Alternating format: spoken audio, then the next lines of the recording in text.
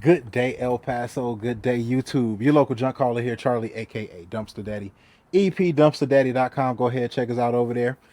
In here in the backyard, looking at creating some content for you guys, especially for some of you new guys out there. We've been into the junk removal game for about 4 years now. And when we started out, we of course, if you've been tuning in, you heard me say it a lot of times. We used to work at the Walt Disney World Company, and we used to be in leadership.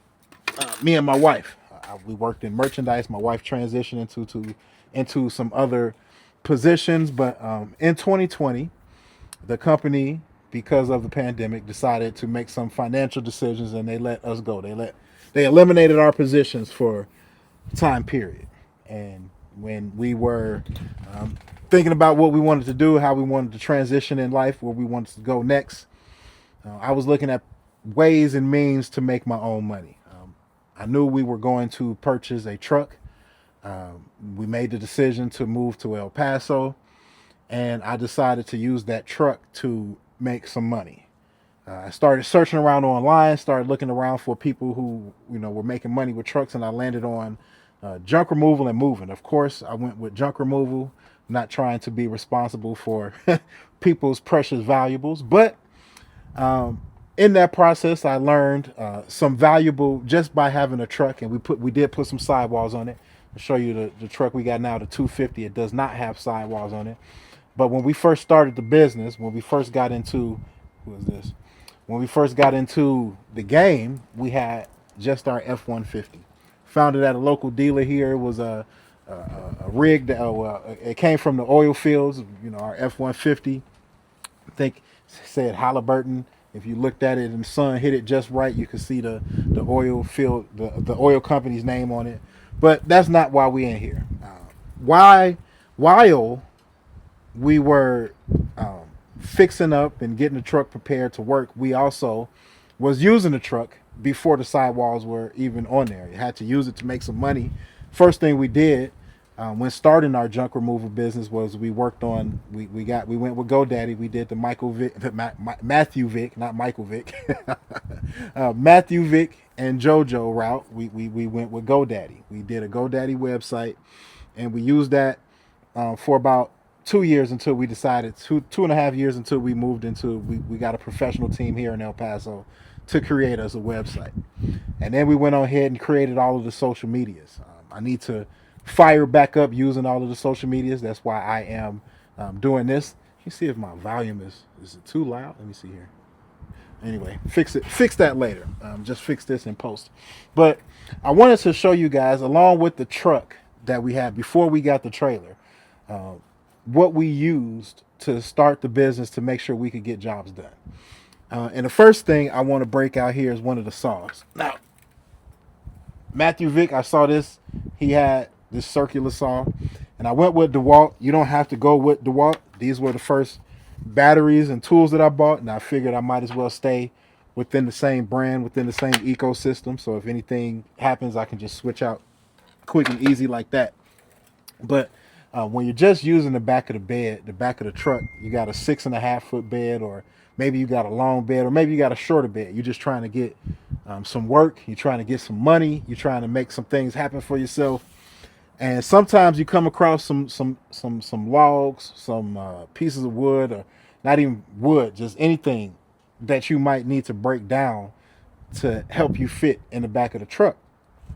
Using this circular saw here is one good option that you could use. Now, I keep, 3 batteries. These are the same original batteries that I bought when I bought the tools. This is the original circular saw that I bought along with the original batteries. I got a 9 volt flex, or 9 milliamp, and a 6 milliamp, and I got another 6 milliamp in there charging. And those 3 batteries usually will help me get through a day's worth of work. I won't need to charge it, but because I do have this 250 now and it has power outlets in it, I do bring a charger along sometimes if I know I'm going to be having to use the equipment heavily. So I can, charge in the truck. But that is one piece of equipment that I would suggest if you're using just the back of your truck bed and you need to make some things work. I still even break them out because there are some times where there are some things that are even too long to fit in the back of the trailer that I might need to take a little, a couple of inches off of for it to fit just right. But that's one piece that you want to look at picking up if you're getting into the game. Somebody's calling you calling the phone, so we're gonna let Alexa do her thing. Alexa, stop. All right. So the next piece of equipment that you want to look at is another saw, and I would say it doesn't have to be this brand, but you need to get you a reciprocating saw, a sawzall. Now I went with DeWalt because of the batteries. The first DeWalt piece of equipment that I bought was a chainsaw, and I bought this 9 milliamp flex amp battery to go with it. So I figured, like I said, I'll just stay within the same ecosystem. So I bought two 6 amps, and then these this is the second um, reciprocating saw or sawzall that I've bought, and I like to use the Diablo blades. They do work. I have tried all of the other ones. I've tried a lot of other blades, but the Diablo blades seem to work the best and work the longest. They can cut through um, uh, things a lot better. Well, they can cut through. Let me see who this is. Oh, not no work.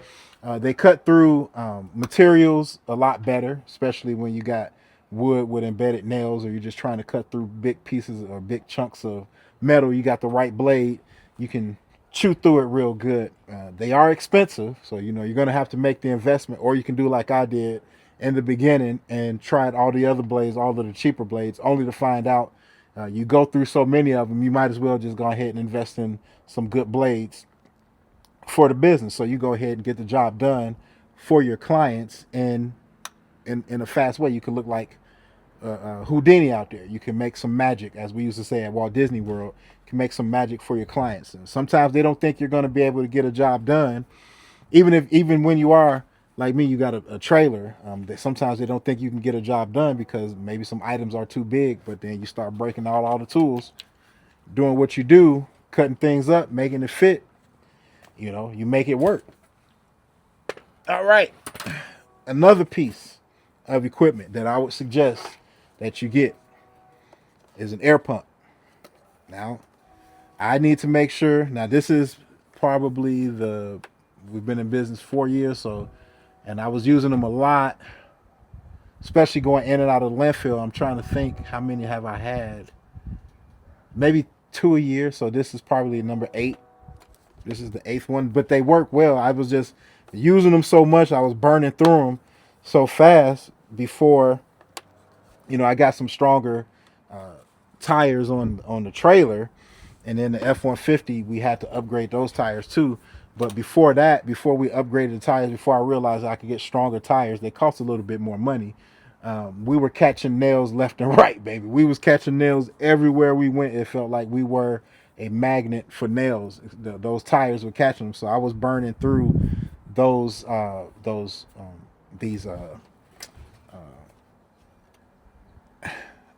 don't know what you call it, air compressor, battery powered. You know, just I was going through them a lot. So, but those are 3 pieces of equipment that I would suggest that you get when you're starting a business. If you're going to get into the business and you're doing it by yourself, and you just need some way to make some money, get some big projects knocked out. It's gonna take you some time, but you want to get some big projects knocked out. You're gonna need some helpers, and those are some helpers that I have been able to rely on. Another piece of equipment you can see down here.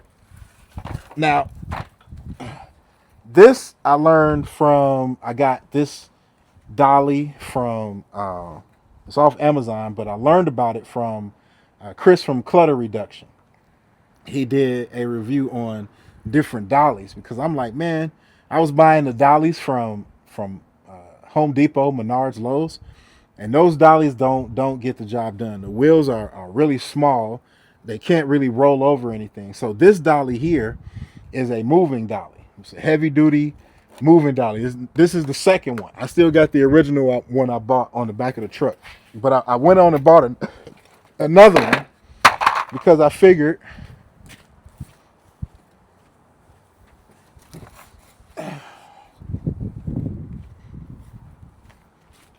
I've been using this one for 3 years, and it's still in good shape. It has seen some better days, but uh, it has not failed me. It has not broken down. This thing is still rocking and rolling. Got to get some this whatever this is untangled up out of there so it can roll better. But this thing has been rocking and rolling since we got it, and I figured it's better to have two than just have one. So just in case if anything was to ever happen to that one, then I have a backup. Now that I don't know if you can see that couch back there. Just picked that up on Sunday yesterday, and that dolly helped me roll it up out of the house real easy. It has helped me move all type of furniture.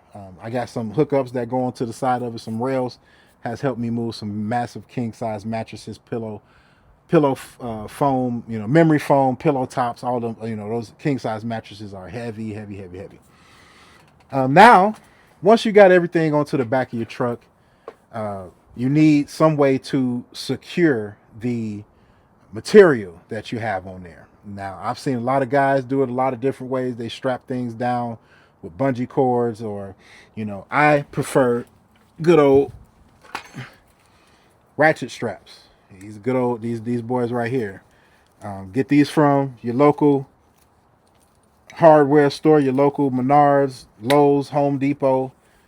Uh, those stores you can get them from Amazon, however you want to get it. But in the truck, your truck bed has different spots on there where you can put little different hookups in there. It might have different loop areas, might have different holes within the bed of the truck. You can latch some things down. You can hold things very secure. I used to put a tarp on it, and then I learned that the tarp was a big mistake because that tarp blows everywhere. I started with a tarp, and I was trying to put things over put the tarp over things.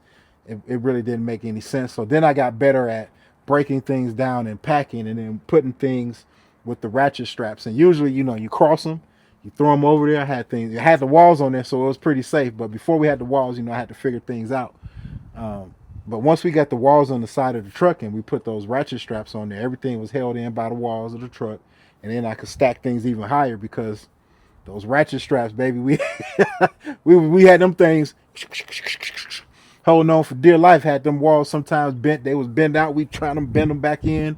Man, that was, fun times. The old truck had so many loop where the loop was to pull to, they had so many in the bed of the truck had so many loop pulls that I knew exactly where I was going to put my hooks because of the hooks had pulled them. So, but anyway, guys, that is what else did I want to look? Oh, I got one more piece.